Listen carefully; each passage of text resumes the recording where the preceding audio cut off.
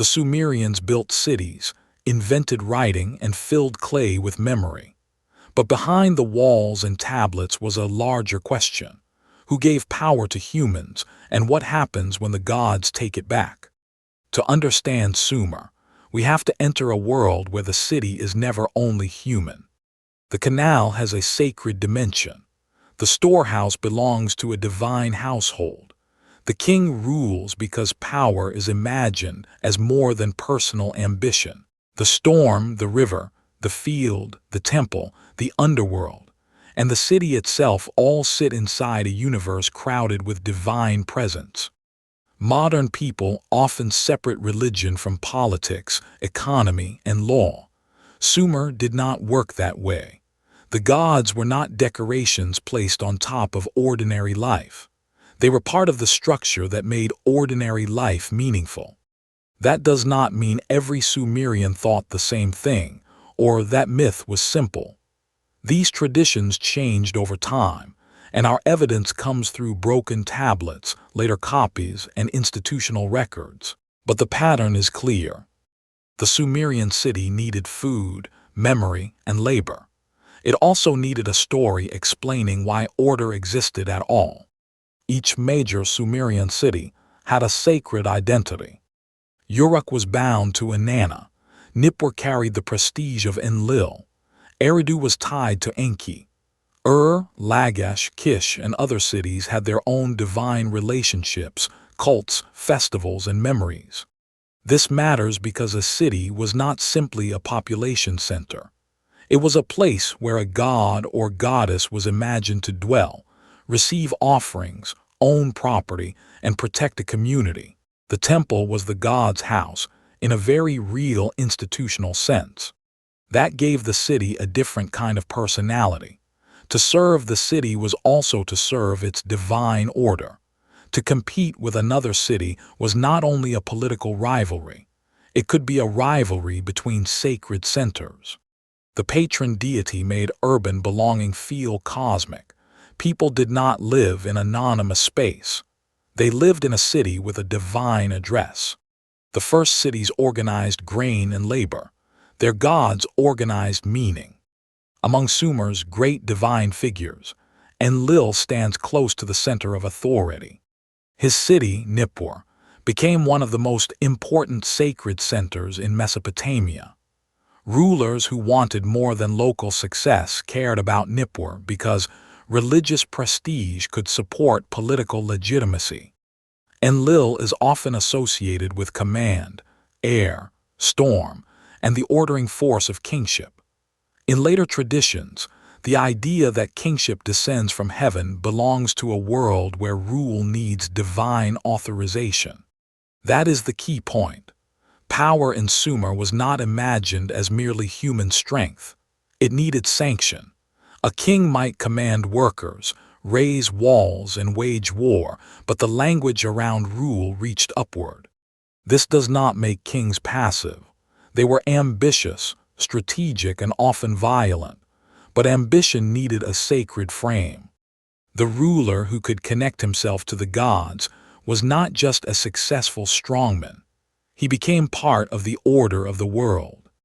Eridu carried the memory of deep beginnings.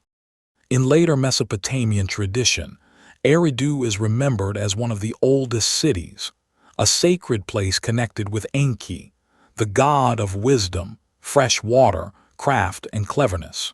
Enki belongs to the deep waters beneath the earth, the source that makes life and culture possible. He is not only a god of water, he is a god of intelligence applied to survival. In myths, Enki often knows what others do not know. He can solve, trick, reveal, and protect. That makes him especially important for a civilization built on water management, craft knowledge, and fragile order. The Sumerian world respected force, but it also respected skill. Canals had to be planned, clay had to be shaped, signs had to be learned, cities had to be managed. Enki represents a sacred imagination of technique. Human culture is not just labor, it is wisdom drawn from the deep. Inanna is one of the most unforgettable figures, in Sumerian tradition. She is associated with love, sexuality, war, power, and the city of Uruk. She is not a gentle symbol placed safely in one category. She crosses boundaries. She desires. She conquers. She descends. She demands attention. That complexity matters because Sumerian religion was not made of simple moral illustrations. Its gods could be powerful, unpredictable, generous, terrifying, and deeply human in their intensity. Inanna's connection with Uruk also reminds us that cities were emotional places. A city was ambition, danger, beauty, crowding, wealth, and risk. Inanna carries that energy. Later cultures would remember her in different forms and under related names, but the Sumerian Inanna already shows a divine world that is alive with conflict. If Enlil helps us understand authority, and Enki helps us understand wisdom, Inanna helps us understand the city as desire and danger. The temple was not only a place where people thought sacred thoughts. It was a household. The god had a house, servants, property, fields, animals, storehouses, offerings, meals, furniture, rituals, and administrators. Sacred service and economic management were joined. This is one of the hardest things for modern viewers to feel. We often imagine religion as belief inside the mind. In Sumer, religion also lived in kitchens, storerooms, fields, workshops, and ration systems. The god's household could organize labor. It could receive goods. It could distribute food. It could employ specialists. It could connect cosmic order with daily accounting.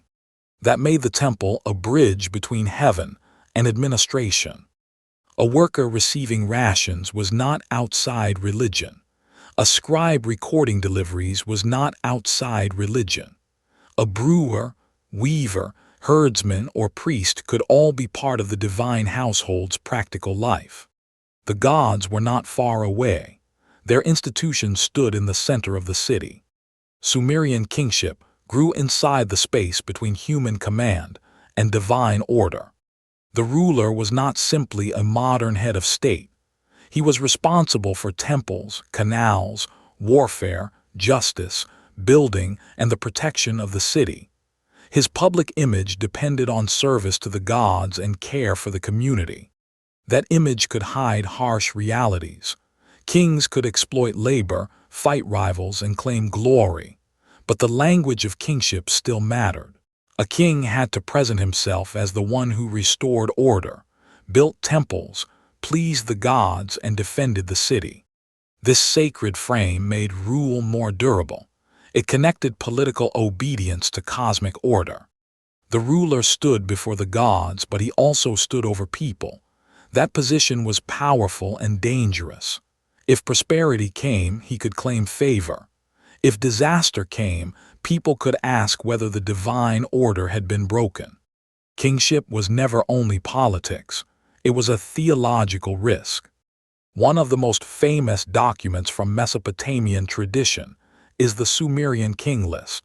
It presents kingship as something that descended from heaven, moved from city to city, survived the flood, and continued through dynasties. Some reigns are impossibly long. Some figures belong to a world where myth and history cannot be cleanly separated. That is exactly why the text matters. The King List is not a modern history book. It is a political memory machine. It tries to make the past orderly. It links cities, rulers, divine favor, and time into a sequence that explains who had legitimate power. The list tells us that Mesopotamians cared deeply about continuity. They wanted to know where kingship came from, where it went, and how human rule survived catastrophe. In that sense, the King List is not only about kings. It is about the need to turn broken memory into a meaningful chain. Writing made that chain possible. Some Sumerian rulers lived in history. Others moved into legend. The boundary was not always fixed. A king could build walls, win battles, and govern a city. Later, memory could enlarge him until he became a figure of myth. The famous example is Gilgamesh of Uruk, remembered as a king and transformed into a hero whose story reached far beyond Sumer. This transformation tells us something important about kingship. Power wants memory, but memory does not simply preserve power as it was. It reshapes, it exaggerates, it asks questions history alone cannot answer. A legendary king can become a way to talk about friendship, death, fame, civilization, and the limits of human strength. The ruler becomes a mirror for human fear. That is why mythic kings are not just false history, they are another kind of truth. They show what a society needed its rulers to mean after the rulers themselves were gone. Some Sumerian traditions connect kingship with rituals of fertility and divine union. The details are complex and debated, and we should avoid pretending that every ritual is perfectly understood. But the broader idea is clear enough. Royal power could be expressed through sacred drama. The health of the city, the favor of the goddess, and the legitimacy of the ruler could be imagined together. This is not strange if we remember what the city depended on.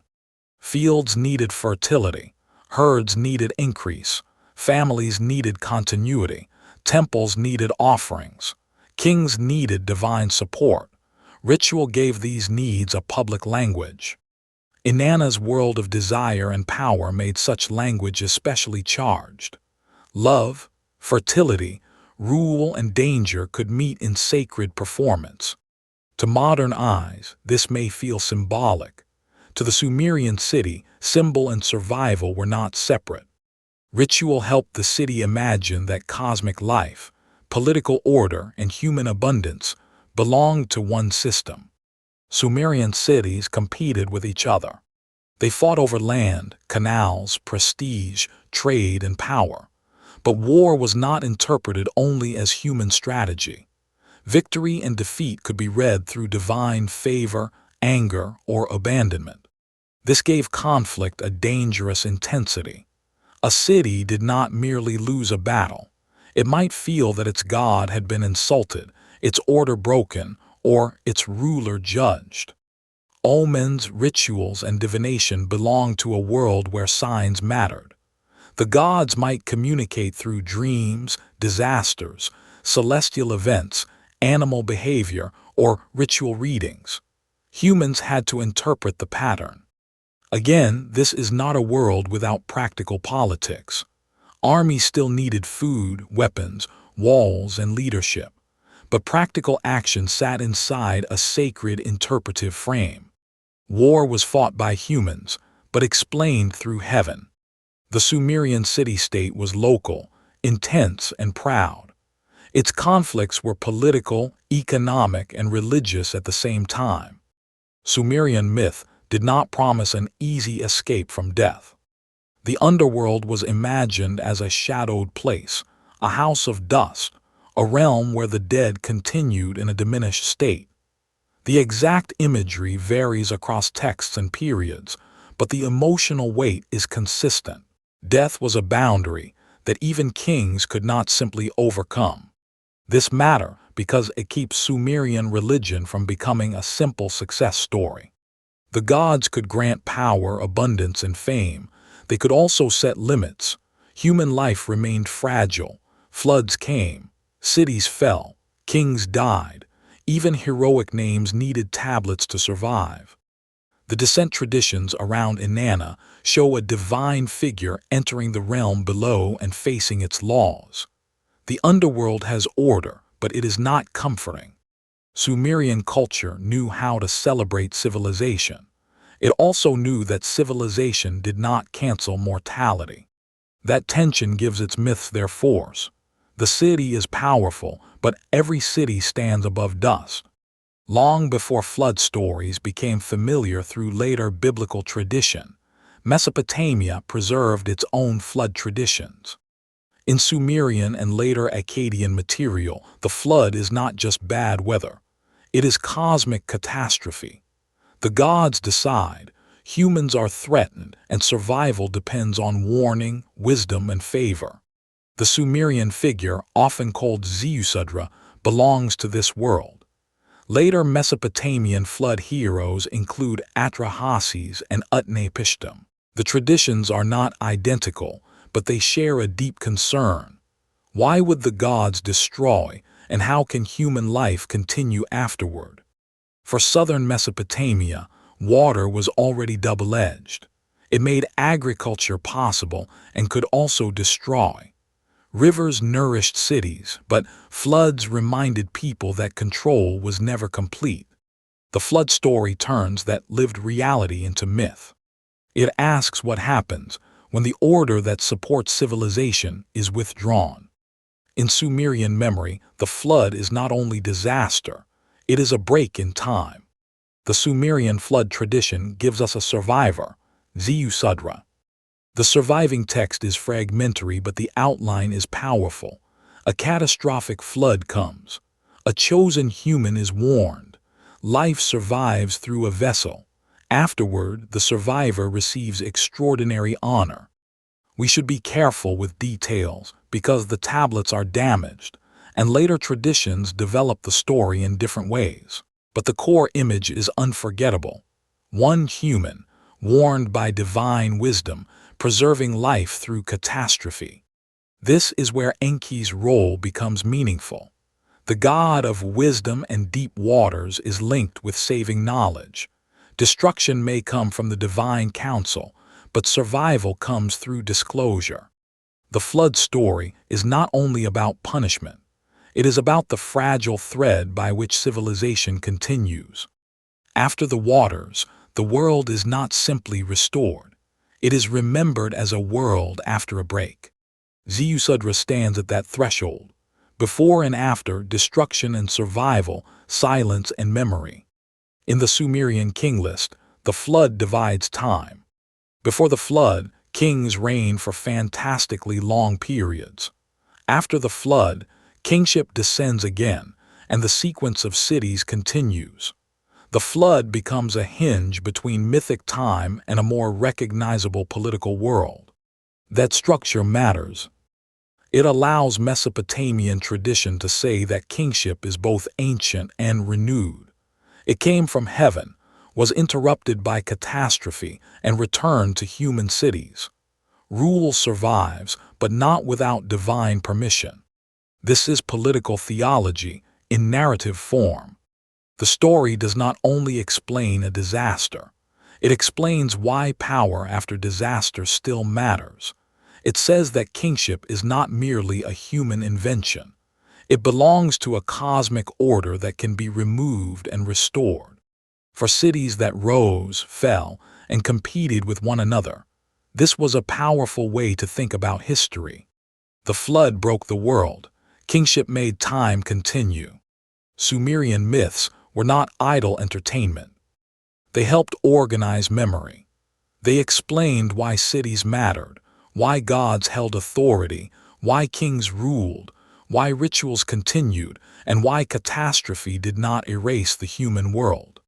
That does not make them propaganda in a simple sense. Myths are more durable than slogans because they carry fear, beauty, contradiction, and ritual depth.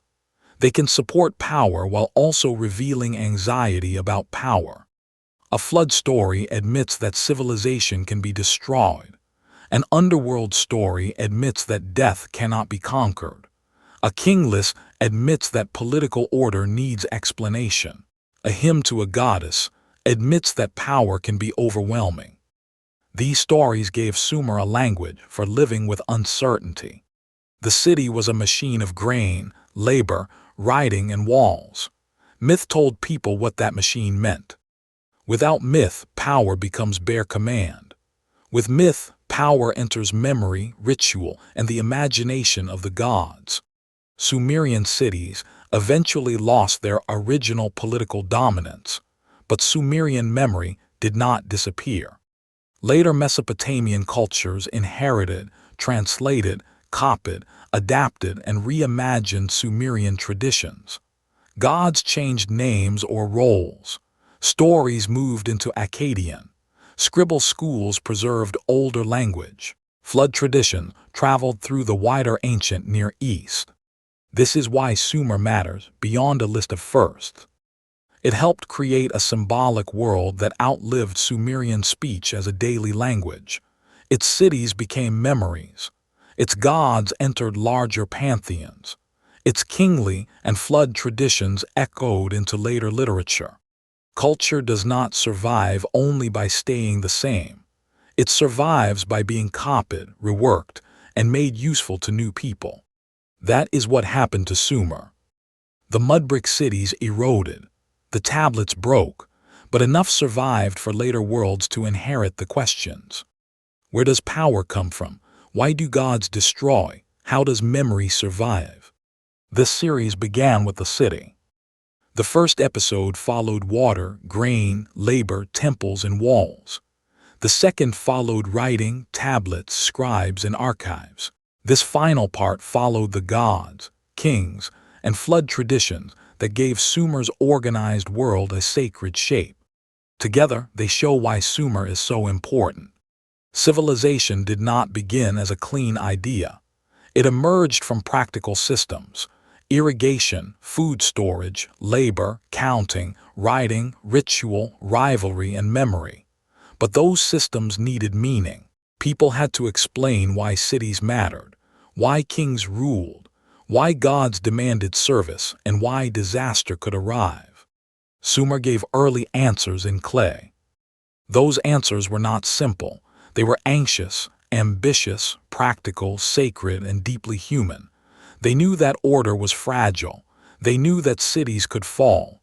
They knew that memory needed help. That is why the tablets still hold us. They come from a world of mud and reeds, but they ask questions that never fully disappeared.